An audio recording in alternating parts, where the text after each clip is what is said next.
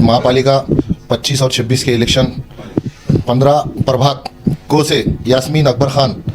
सना आला अब्दुल अयूब पठान की लड़की, इनको मैं जाहिर पार्टिंबा देते हुए एमआईएम पार्टी में प्रवेश कर रहा हूँ। आज प्रवेश करने की वजह यह है कि जुने शहर, पुराना शहर एरिया के अंदर आज जो हवा चढ़ रही, नौजवानों के अंदर जो जोश और खरोश देखा जा रहा है, और मेरे एक फैसले की तरफ से अगर एमआईएम का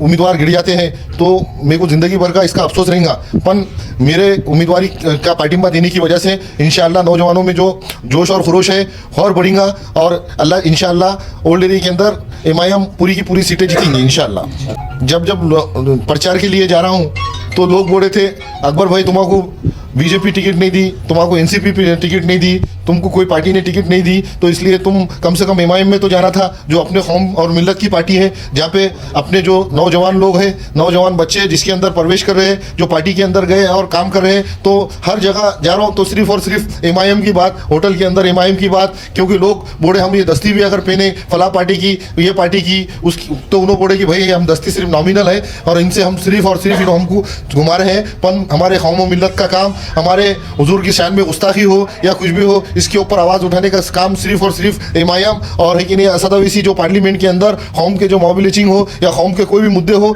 या अपने जो भी कौम के अंदर जो भी हालात आ रहे, एनआरसी हो, उसके ऊपर ताकत से काम करने का काम जो असद अवैसी साहब कर रहे हैं। क्योंकि आज सोशल मीडिया के जरिए लोगों को सब कुछ पता चल रहा है कि काम कौन कर रहा है, कौम के अंदर आवाज़ कौन उठा रहा है। राहुल गांधी की आवाज़ के अंदर उतना दम दे रहा, राहुल गांधी की आवाज़ एक लिमिटेड आवाज़ हो गई वाली है, जैसा कि एक गली के एरिया तक रहने वाली है। पर असद अवैसी साहब की जो आवाज़ है, वो आवाज़ भारत देश के लेके तो भारत देश के बाहर तक भी जाने वाली एक आवाज़ हो गई वाली है। इसका अपने को जब पाकिस्तान ने जब भारत पे हमला किया था तो उस शिष्टमंडल के अंदर सबसे अच्छा अगर किसी ने अगर बोला और अपोजिशन को समझाया तो असद अवैसी साहब ने समझाए थे। जिस देश के अंदर असद अवैसी साहब जैसा नेता होगा और उस कौम को नेता होगा, तो इसलिए आज जो अपोजिशन पार्टी जो है, जो आरोप करती है कि एमआईएम इसकी टीम है, उसकी टीम है, पर इनके पास, कांग्रेस के पास और एनसीपी के पास वैसे नेता नहीं रहे जो अल्पसंख्यक और मुस्लिम समाज के मुद्दों को पार्लियामेंट तक या जो है तो ऑफिसर लोगों का ले जाके बात नहीं कर रहे। सिर्फ और सिर्फ एक ही आवाज़ है जो है असद अवैसी साहब की। महाराष्ट्र के अंदर इम्तियाज जलील साहब है,